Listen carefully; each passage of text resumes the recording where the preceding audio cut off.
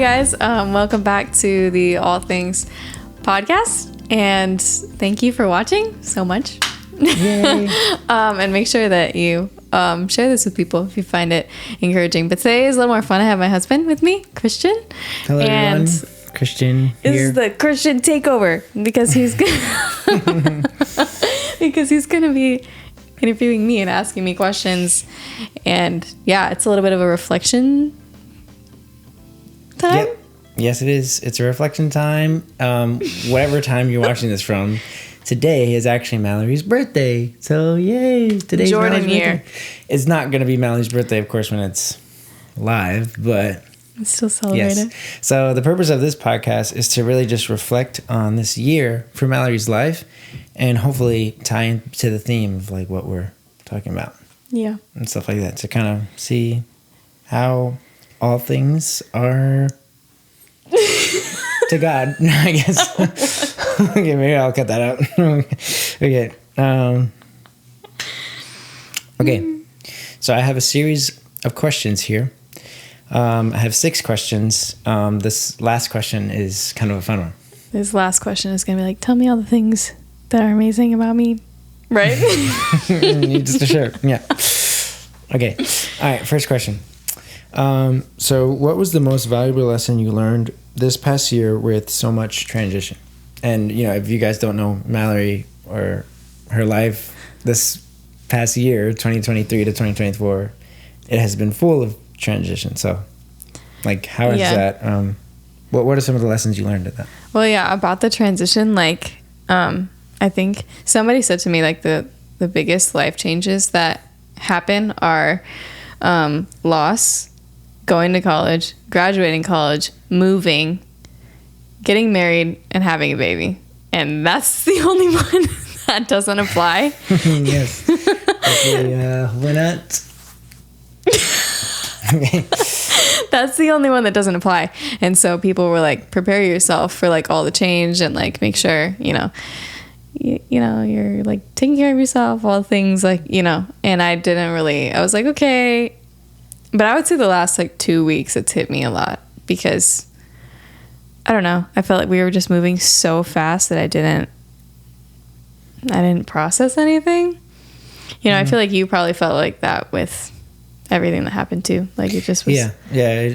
Everything was moving extremely fast. I was like, obviously, really grateful for it, but it was like, some of it is like hard to process. Like I found myself processing after the fact. Mm-hmm. So like, you know, I don't know if there's a lesson there, like in that of just like processing, or like maybe, like how did you process that?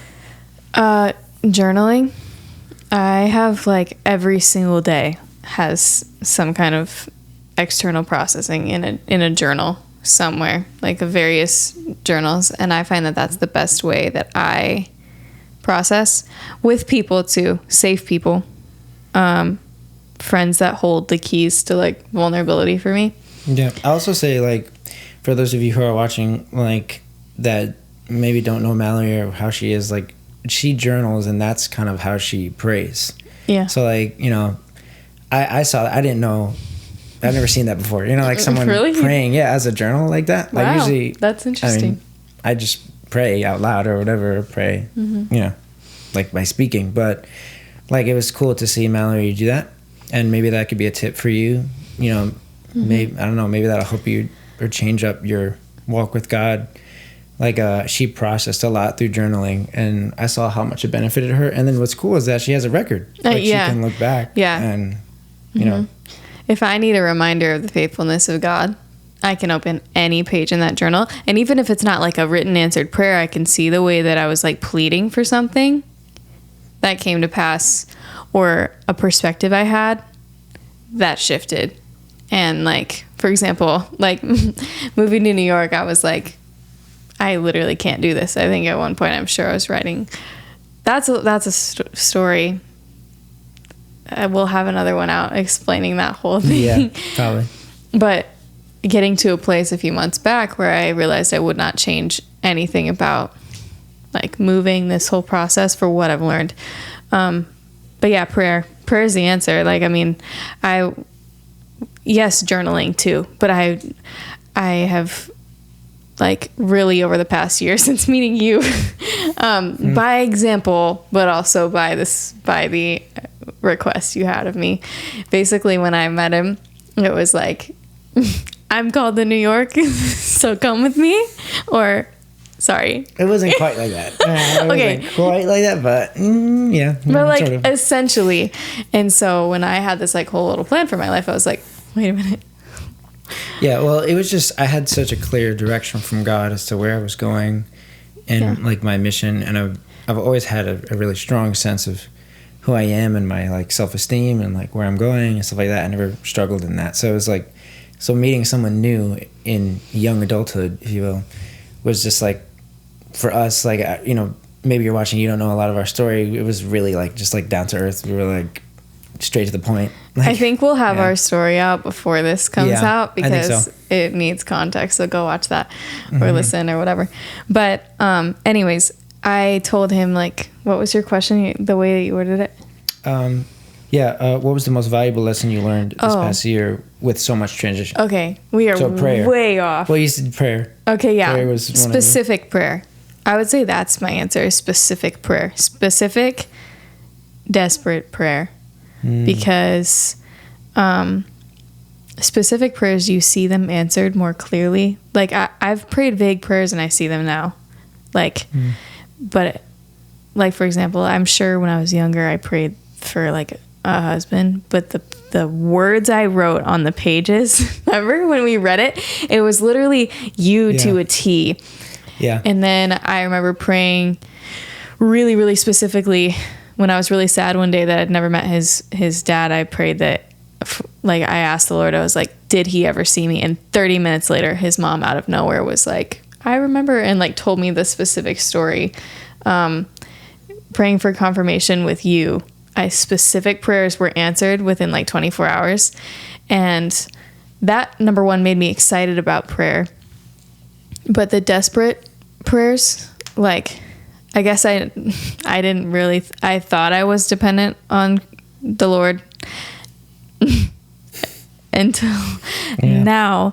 The conversation just never stops because I'll lose my mind if I don't, you know? Mm-hmm. Yeah, I would say prayer is like the most valuable lesson. And specific prayer is true. Like, I've seen you pray very specific prayers. Like just last week. Yeah.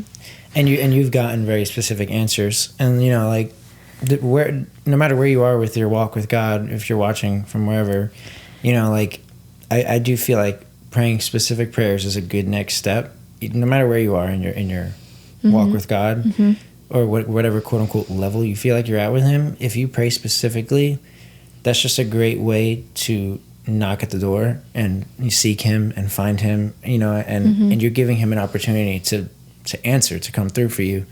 So like, you have this thing, Mallory has this thing where she says like, the Lord advocates on behalf of you to me, and it's like true. Really true. Like, like no matter if she's worried about something, or like if we had some type of disagreement or something, or if she's worried about where my head's at on something, like I always end up going to her first, which is funny because like it's like she goes to God about it, and then God like somehow comes to me about it, and then I'm like, oh, here we are again. It's like, okay, it's like that sounds kind of like, okay, it's better than that. I'm gonna go tell God. I'm gonna go talk to him about it. No, it's true though, like, because I was talking to my sister-in-law Mackenzie. If you have not heard me say her name, get used to it, because she has very much influenced me.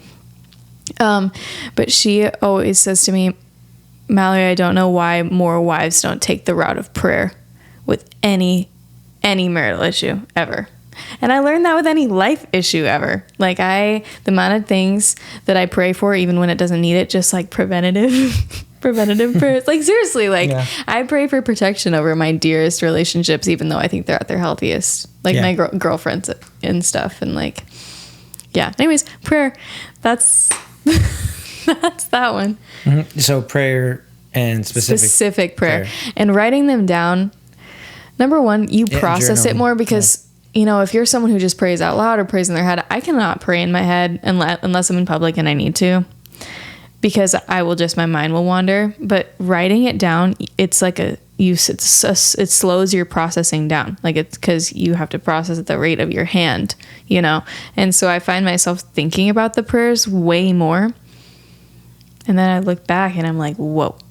Yeah, you're kind of crafting them. Yeah. So you put more energy and more thought into them. I mean, it's like the same applies to anything. Like they say, like if you want to memorize something, write it down, or jot down notes. Yeah, for like something. lyrics, I remember writing out lyrics, writing out scripture, and I'll do that too.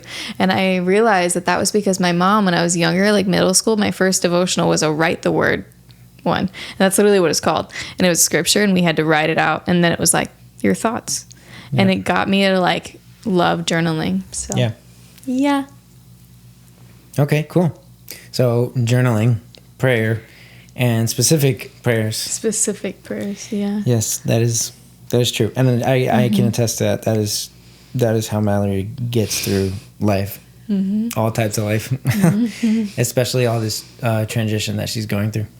And again, listen to the one that like gives context, because none of this will make sense otherwise. It's true. Very true. Okay, so here's question number 2. Question number 2. What role has your friendships taken on as you've grown this year?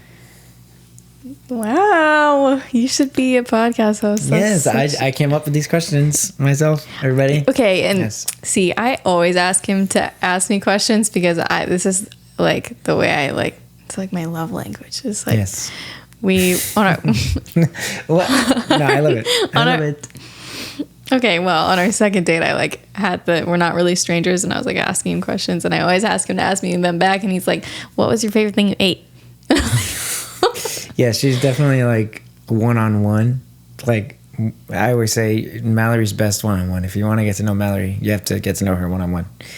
With like me, I'm not so much like that. Like I think you are. I think you are. I think everybody is. You know, at heart, everyone wants one-on-one connection. But you know. Well, I wouldn't say that. I would say it's just different. Yeah. I would say you are best one-on-one, honestly, but just different. Yeah. Anyways. Yes. Anyways. Yes. Mallory's birthday. This is about you too. What role has your friendships taken on as you've grown this year? I would say it's like specific friendships. Not all friendships have become this. I would say the friendships that are not this have faded in the last year. But the friendships that are what I'm about to say have like increased.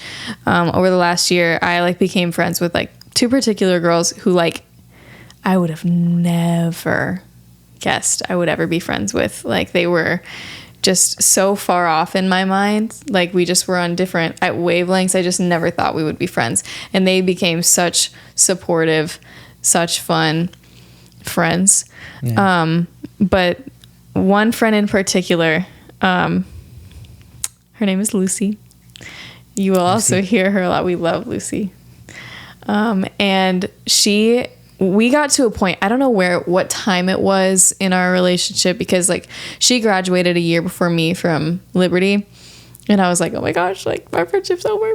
And it was so not like it's like, yeah, that is so true. You were really sad. I remember that. You were like, oh my goodness, nothing's gonna be the same. At graduation, I was like, well, it was particularly with Lucy. Yeah, you're like, you guys like it got like stronger.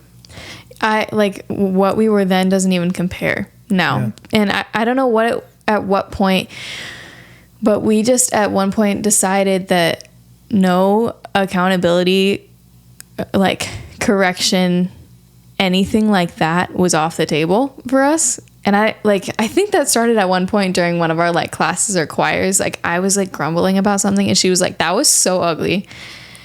And I remember being like caught off guard, but then I was like, it was honestly endearing, because I was like, oh, like you think like we're at that place where you can call me out. And I knew that like how she thought of me never changed. So honestly, recently that's been a thing, because we're in a very similar season of life, and I'll be like, really? Like, why'd you do that? Or she'll be like, that was prideful. But seriously, it's like an immediate, like, call it out in the moment. We never like think on something and then say it. Like, we'll pray about it, but we're really like, it's accountability. And like over the last month, it's become a lot of prayer. Like we will, like, instead of saying, I'm praying for you, we'll immediately pray for each other. Whether that's a voice memo, a text, she'll like call me randomly throughout the day. And I'm working from home right now. And so I love it because I don't have a ton of friends here yet.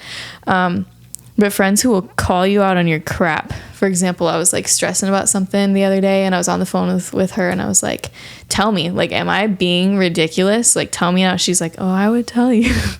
But that's helpful because a second pair of eyes is like necessary for becoming more holy, I think, because we're a lot more self-righteous than we think. And so friendships for me have become like accountability, but too like just encouragement. Like moving was really, really, really hard for me, and like taking certain jobs for me was also really, really hard. And to have friends be like, no, that's actually really great, like has become like how I kept going, honestly. And even my mom, the way that she was so supportive of me doing things that didn't really make sense to most people, I felt really like, oh, I can actually keep going. Yeah. And the word literally talks about, fellowship, but also how the enemy works in isolation. Yeah. And all of that is like so good. And that's so true. And I'm like a first hand witness of all those friendships. Yeah. I'll be like calling them when I'm with. But I think it's also important to know that they're all like remote. Yeah, far away. Yeah, they're all long far distance away. friends. So like maybe you're here watching, or maybe you're going through high school, or maybe you're just coming out of middle school, wherever you are in life. Maybe you're an adult at work. I don't know. But like if you have solid friends, they will stick around. Mm-hmm. So like, I see it in Mallory's life. I've seen it in my life. I never had to worry about friends if I knew they were friends, right? Mm-hmm. So it's what role have they taken on? That question mm-hmm. is kind of like, what role will they not take on, right? If you mm-hmm. have friends, mm-hmm. they're going to take on different roles for you. So yeah, like the friends that have stuck around with me are the ones that have encouraged me to do things when they were hard, and not validated me in like unrighteous emotion. Like if I have a bad attitude about something, they're not like, yeah, like they seriously like, yeah. But will also allow me to like call them and cry with them. Like the same, like a good friend will sit with you in your sadness, but won't let you stay there and won't let you turn it into sin. Right. And so that's what girlfriends have turned into for me, is like leaning on each other, Like I texted one of them the other day and I was like, I have the most, I said to her, I was like, my heart is so sick. I have the worst perspective on this right now. And I knew I was immediately going to be met with prayer, not validating like that feeling, being like, I'm sorry, but here. Mm-hmm. Yeah. Yeah. That's all really good. So find yourself some friends like Lucy. Like Mackenzie and all your friends. All my friends. They're all amazing. Yeah, they are. All my bridesmaids. If you were a bridesmaid. Oh, cute. All right. Third question. Wow. What would you tell 18-year-old Mallory, having walked through 4 years of college till now? So it no matter what year you're watching this in, Mallory recently graduated college. So, yeah. What would you tell 18-year-old Mallory, having walked through these past 4 years, including college, till now? Listening to conviction will be the most rewarding thing you ever do. Most rewarding, but most like that. Maybe rewarding is not the word. Will be the best thing you ever do. Like I didn't really listen to conviction more than I did emotion, more than I did my heart. Like, and your heart is deceitful above all things. And so I feel things really deeply. My dad would always say, Mallory, be careful. You feel things really, really deeply and you get really attached. And so I had to, I would say that, listening to that conviction might be harder but it'll be the most fruitful thing ever. I would also say the same thing, the specific prayer. I would say pray way freaking more, like way more. I don't think at the time I felt that it was lacking, but I think I see my need more now, and that's why I do more. Yeah. But I would say pray way, way, way, way, way more. I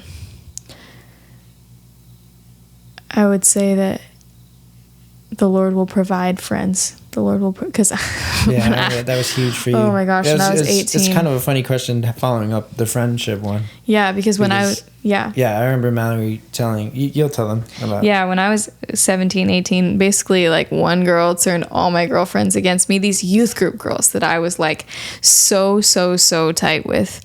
And it was like, you know, when you're in high school, like losing friends is like earth shattering. Like my world like crumbled around me, and youth group was my everything. I went to public school that was really ghetto, so I didn't have friends there.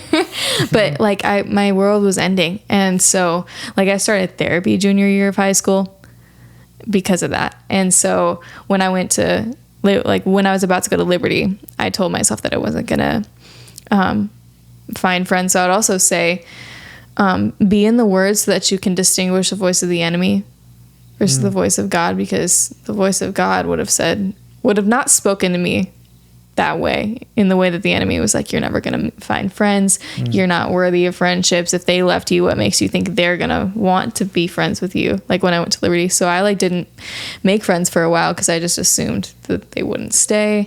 I assumed I had to be a certain way. And I assumed if I mentioned that I lost friends, nobody, like, I was just convincing myself that life was over. And so I would say, like, hang on, because, like, and actually believe what the word says, that you will meet friends. But also, I would say not try so desperately to prove yourself to people who are praised by man. Like, who are so heavily praised by men, because like there were people at Liberty in the School of Music who were just so praised by the School of Music, and I felt like their validation was everything until a lot of them, their worlds would kind of crash as well. And then next thing I knew, they were coming to me for advice, and I was like, whoa. And it didn't do anything to me except remind me that they were people too. And that they needed Jesus just as much as I did. And that all of us just, we needed the Lord more than we did validation. Yeah. Yeah. And I'm really glad that you showed me that perspective of things when it comes to friendships, because like, I don't know if there's like other people who resonate with me where I never worried about that. Remember we talked about this? Yeah. And I was like, okay, so you're perfect. No, I'm not perfect. No, but I remember hearing that, being like, what? Yeah, I remember never worrying about really friends. I mean, a few times, like in middle school, you know, like foundational years. I do think it's more of a girl thing, though. Yeah, I think that was the conclusion we made. But, you know, like, until obviously I started walking through my season of grief. But then everything changed. But, you know, like finding friends and then trying to like make something of my life.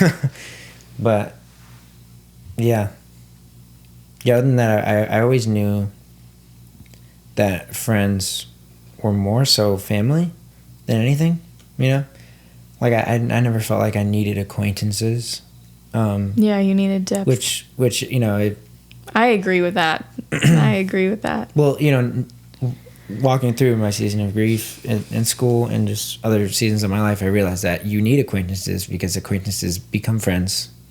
So like, oh yeah, and you didn't really connect with people. And then there's also the topic of you know, living life on mission, and like Jesus loved everyone and he treated everyone like family, and so acquaintances were friends, were family. So you know, it's I needed to learn how to invest in everyone and in people as friends, and see the value in that. Yeah. Nice. But, yeah. Okay. Yeah. Sweet. Cool. So, what would you tell 18-year-old Mallory? Listen to the Lord. God, pray, don't worry, you're gonna make friends. Essentially. Okay, so my fourth question is just throughout this past year, or even 4 years, or like recently, if you will. What are the highs and lows? Of the last 4 years? Highs and lows. Yeah. Like high moments and like low moments.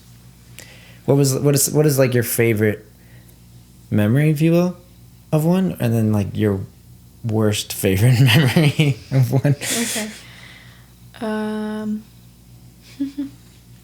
Wow. Obviously getting married. But honestly, like, okay, yeah, marriage is like the best, relationship status with you that there is. Clearly, I like it better than dating. We say that all the time. Yeah. But meeting you was honestly, like, it might be my favorite because That was a really cool time. that was such a cool time because it was just like so much peace and so much hope. It felt like there was like it was like a pivot in both of our lives. Yeah. It felt like a big pause button. Yeah. It was like this Go specific listen scene to the for podcast. us. Yeah, it was yes, really cool. there is a specific scene in both of our minds. Yeah. And it was such a peaceful experience for the most part. Yeah. And really hopeful. And like, Yeah. yeah, I feel like we felt like the Lord heard us both. Mm-hmm. Like heard our prayers about it, you know? Yeah, I mean, we really did take it to the Lord, and we weren't playing games, we weren't wasting time, No games. and we just look back on it. Like, I really do. I mean, I miss it, I like do that too. beginning, but I really don't have any regret. Yeah, I don't either. Like, I wouldn't change anything. Yeah, I mean, like you said, we'll have a video on our story. I don't know if it's out already or It will be before this one. Okay, yeah. Yeah. But, like, it was like, yeah, it was just like an amazing time because we just were so unified towards the same goal. Yeah. And, it was cool. There was no like weird history between us. Or, No, we like went straight from meeting to married. Pretty much. Not really. But, No, like, but like it was like how like you have this friend group and then maybe you date in the friend group and then it's like weird. there was none of that. And then it's like weird and it's, like you just like to have I've known her but since I was like a baby, but then we didn't start dating. So then the intention was always like from the moment we met, the intention was always more because when I DM'd him, it was strictly business. Yeah. So that's one benefit of the speed, if you will, of us is that the pace. Yeah. All we have is us. Like our the context for our relationship is us, nothing else. So it's pretty cool. Yeah. Okay. So that was definitely a high. That was a high. And then honestly, just like, I would say moments I had with my girlfriends. Okay. Honestly, like the week of the wedding, and that's saying a lot because the week of the wedding was kind of a train wreck. Yeah. I was going to say, is that a high or is that it's a high because everything was going wrong. I had shingles and strep and I lost my voice. And it was just chaos. But the way that I saw my friends show up for me was like nothing I've ever witnessed before. And it was just so sweet. And it was like every girl who's been foundational to me, like pouring into me at various times, from showing up with like cough drops to like taking care of me, taking me to urgent care, laughing till we cry in urgent care, crying actual tears in urgent care. It was crazy. But like that was really sweet. There was like I kept saying, it's going to be funny. It's going to be funny at some point. It wasn't funny then, but honestly, that was such an amazing time. No, it really was. And just moments I had with girlfriends in the practice rooms where we would laugh and cry and pray with each other was really special. I know exactly what you're talking about. In the School of Music, couple girlfriends of mine, we'd worship, we would laugh, we'd cry, we'd lay on the floor, we'd do cartwheels. And I just wouldn't trade it. It was just really, really, really beautiful moments. Lows, obviously they're like the same as yours in different fonts. But obviously when your dad passed was like the lowest low of all lows ever. There was like, so I was there with him when he got the news. Obviously, if you listened to the story, go back and listen if you didn't. I was there with him, and I was there with him at the funeral. We were only dating for 2 months, kind of like secret. We weren't even officially dating. We were just like... No, we were not dating. No, we weren't. We were getting to know each other very actively, though. Mm-hmm. That's true. But like that was the saddest thing I've ever experienced, for sure. But it was an honor to be there. That's the only word for it. It wasn't a joy, but it was an honor. And so that was definitely a low, though, because like you can't at that, like in situations like that, you can't make it better. And when you love somebody, you want to make it better. And the only thing you can do is pray and exercise the ministry of presence, of just being with somebody. And so I had to learn that. I had to be okay with the fact that I couldn't and can't solve it, but I had to learn that like the ministry of presence is all I can do, and to pray is all I can do. And yeah, so that one. Yeah. I would probably say the same thing. Yeah. The most low for me too is that, Yeah. And then like very much second would be when over the past 4 years was the breakup of mine, not because of the breakup, because I was actually looking back, that was like the best thing that could have ever happened to me. But it was representative of just where I was at. I just wasn't at a good place in general. I just was very unhappy, very insecure. I like had no confidence, like no sense of worth really. At the end of it. It was just so brutal. And his voice was louder than the Lord's in every way. Like, and I really didn't, kind of in the way that you didn't really invest in friends the way you did once you got out of a relationship. That was kind of the same thing too. So that whole like first year was kind of was a low, very much, because all of my perspectives were out of line. I was just really unhappy, and I didn't have the intimacy with the Lord that I do now. Yeah. So, yeah. Yeah, those are two pretty big lows for you. Yeah. But, I like talking about highs and lows because in a way they're all highs. Mm-hmm. Because we the lows wouldn't be there. The highs wouldn't be there if it wasn't for the lows. Yeah. So it's the same question could kind of be like, what's your biggest moments? Because like the way that I got to be there for you, I would not trade that like for the world, Yeah. And that end of a relationship was being set free from. I was being set free from so much, like set free from so much. And at that point, I promised myself and the Lord better. And here we are, married. Yes, we are. We high five all the time. Yeah, we do. In really ironic moments. It's great. Yes, it's very funny. I love you. I love you too. All right. 5th question. What's something God is teaching you now as opposed to what God was teaching you in the past?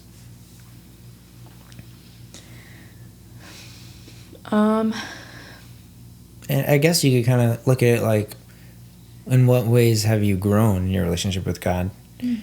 But more specifically, like, what was God teaching you then as opposed to what he's teaching you now? I would say back then he was teaching me like where my identity is, definitely, because it was in validation, really. It was in validation completely. And so he was like, I feel like he kept saying, look at me, look at me, look at me, look at me. And now it's more of a listen to me thing. He's more like, shut up and listen to me. And so now, now he's teaching me to pray. And that's been the last year, to pray like without ceasing, like in every sense of the word. Would you say like before it was prayer really just to get to know him which we're always, right? But like more recently, he's teaching you how to pray offensively. Is that something to say? Like kind of like pray like forward kind of thing? Yeah, I would say back then it was like prayer was like if I had things I needed to kind of like process, to get to know him. But yeah, it's way more praying forward now. Way more. Yeah, I say all the time it's way more desperate in the best way. Yeah. Like I need to hear from him. Like I need his answers. I need like it wasn't as like desperate back then as it is now. And like you know, and once you know this, it's like once you taste like conversation and like answers, and it's like, all right, well, no turning back. I'm addicted to this now, and it's gonna stay that way, you know. But I would also say, what is he teaching me? He's teaching me, as Lucy would say, that provision is provision, no matter how it looks. Yep. Rip. That it's okay. Yeah. That calling is a lot more broad than we think it is. You know, you may have like a specific assignment or whatever to a specific place, but like, you know, before I met him, I thought my calling was like, you know, to go to XYZ church and serve as this, and I thought that was it.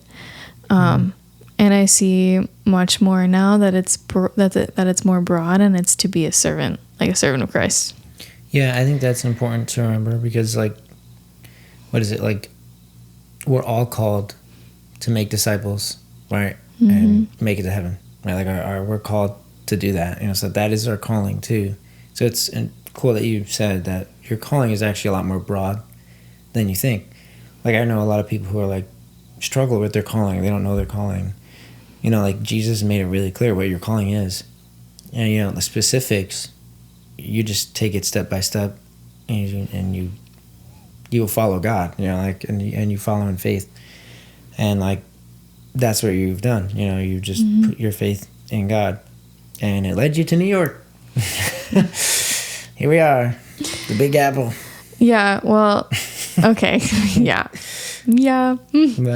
Yeah, he's been like reminding me through people mostly, I would say right now, that calling is obedience, because we were created, like you said, for two things, you know, to make disciples of all the nations, but to glorify him. You know what I mean? Yeah. Because like, yes, obviously to get to heaven, but like that's like our goal is to glorify him, because that's what we will be doing in heaven. Yeah, if you can't worship now, good luck, you know? Yeah. Because that's why we were created for worship. Yeah,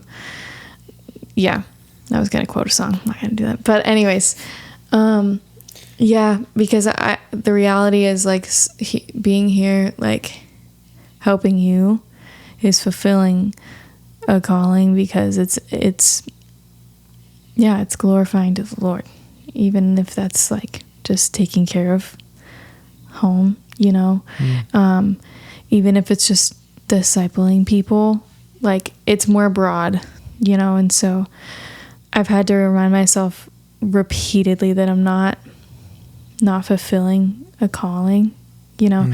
My dad always says, like, he said it in a sermon one time, is like, okay, maybe your job right now is not ministry, but you are a, you know, XYZ, you're a follower of Christ, or a disciple maker disguised as your job. So like, you're a multimedia technician. Yes. You know, a follower of Christ disguised as a multimedia technician, a disciple maker, I think is the term he used. A disciple maker disguised as, and that is really helpful, because, you know, I can feel sometimes right now, not being in full-time ministry, which is what I went to school for, I can feel like I'm missing the mark, and I can feel like I'm lacking like purpose or whatever. But the reality is, like, wherever you're placed, you're called to make disciples. Yeah. You know, and so I'll be missing my calling if I'm not doing that. You know, and then the last thing is the last thing is that the will of God is not necessarily the easiest thing, but doing what He wants is the most rewarding thing.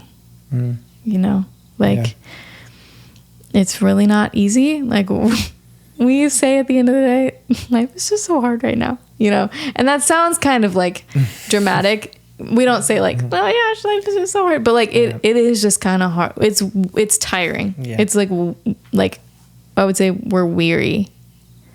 Yeah, it's just a season of life we're in right now. Right. We're just doing a lot. Yeah, a lot. A lot. Yeah. Anyways. That's all really good. Cool. Well, we got the last question, which is like a fun one. So our camera is dying here. Favorite things about the little red battery there, so we're gonna speed this up. Okay, ready? Okay. Are you proud of this question? No. So it's kind of like 3 questions in one. Okay, but so what's your first one? What's your favorite day of the week? Monday. Did you know the answer to that? I think I did. Yeah. Really? Mm-hmm. Have I said it? Yeah, I think we talked about it before. Monday or Saturday. That's because our Mondays are the best. Yes, it's one of the one days where it's like nobody. The week hasn't started yet. yet. The craziness is like reset. It's like yeah. I get to actually come home. We watch a sermon. We work out together. We have dinner together. We watch a sermon and eat ice cream together. Yeah, do we always? I think so. I think you're right. And it's my favorite ice cream because it's kind of a time where we just get to receive. Yeah. Instead of be serving, because ministry can be really tiring, and so we literally just get to sit at home and receive, and nobody needs anything from us, and I love it. Yeah. Okay. Second, 6.2. 6.2. Okay. Favorite brand of cheese. Favorite brand of cheese. What?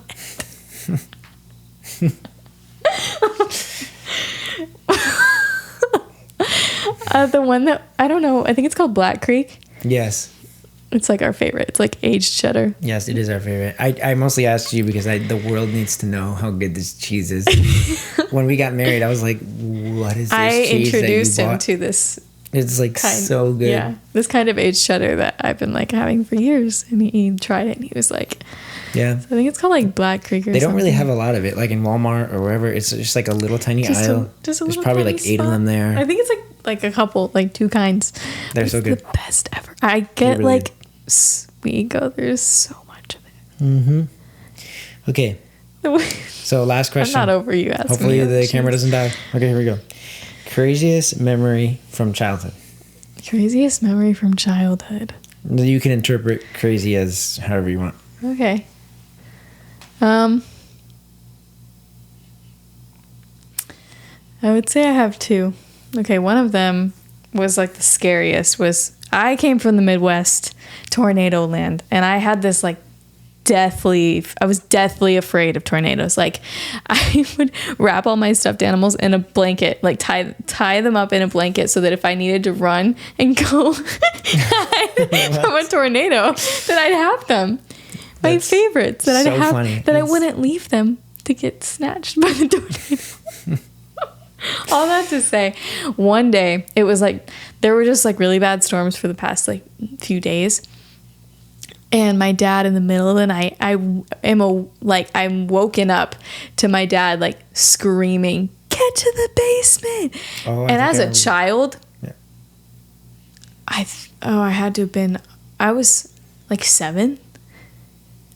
I thought life was over. It wasn't. We ended up watching Over the Hedge in the basement, and life was fine. But like that was just so scary. And like my friend's trampoline was like across the street on somebody else's roof. So it was for real. Yeah, but we were fine. The second one was I was dirt biking with my brothers. I was really little. So I had this like huge helmet. It was like too big for me. I looked like a bobblehead. But my mom had never strapped on like my helmet for me, and we thought that I did. And sometimes when I would get scared, I would like hold on to the throttle a little more. And if you hold on tighter, it goes faster. And so I got really scared one time, and I like grabbed it, and I like shot over this like little jump, and I like went off this jump went off the side, crashed, and my helmet went like flying. Whoa! And then you were okay? Yeah. Well, I was fine, but it was like a little game of everybody in my family, like, who didn't tie her helmet? Like, yeah, I was kind of. That's funny. I don't feel like those are the craziest stories, but they usually take me a minute. I've got a lot in there because they're very Midwestern. It's like the Muslim Midwest. It's like, oh, a tornado. I was riding a bike in the field. He doesn't stop making fun of me for being from the Midwest. That's how New Yorkers are. What? Yeah, they like are mean to everyone who's not from New York. No. My gosh. Well, this has been fun. I hope you guys liked the Christian takeover. It's been a lot of fun, and happy birthday. I love you. I love you. Yay. So please don't forget to support Mallory on this channel, on the All Things podcast. Like, subscribe, share with your friends. What is your biggest piece of advice for them?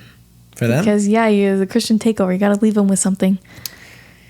I don't know. Favorite thing about wife. I'm just kidding. Just kidding. What was that? I said, and favorite thing about wife. Favorite thing about I like to speak in third person when I'm talking about myself she to is him. Always wife, and I'm always husband. Yeah. It's like in third person, any type of person. Yep. Always. Okay. Advice? Oh. I'm giving him an imaginary mic when he has a mic right in front of him. I would say just remember to love God with all of your heart, soul, and strength. You heard it here first, folks. I mean, like, if there's one thing I could tell anybody. Okay, I know. Okay, a piece of advice. A piece of advice. Because I know that, like, from the last year, you probably have a book to write. You just write a book. Yeah. I mean, it's still going on. It's still brewing, I know. I guess. Yeah, I know. But I would say,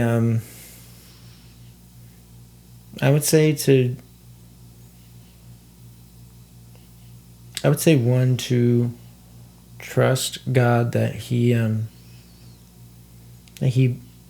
placed you and designed the world around you and where you are right now for a reason. And actually, I wrote a song about that. It's called "The Reason." Remember? I think I showed you. No, but you're gonna show me when we're done. What? Oh, okay. Well, yeah, I'd say that the Lord's ways are higher than your ways. Like, I would pray David's prayer in the Psalms, like, search me and know me, like you know me better than I know myself. Remember that God's ways are higher. That's, I think, 139. Yeah. Like, remember that God has a bigger story that He's painting. And, I would trust it. I feel like a lot of the people who are going to listen to our podcast will probably walk with God at this point. If you don't, please do. It's the best decision you ever do in your life. Mm-hmm. We don't earn any points in heaven for saying that. Just but I would. But like, if you walk with God, like, trust Him and trust that He knows what He's doing. Yeah. That's what I would say. Nice. Yep. Yay. There it is. Yay. All right. Thanks for watching. We hope you guys have a good day, week, month. Whenever you guys come back to this channel, we'll be here talking about all things. Wow. Jesus and pertaining to life and godliness. Yes, there it is. Okay. All things. Okay, cool. Like cheese, apparently. Yeah. All right. We love you. God loves you.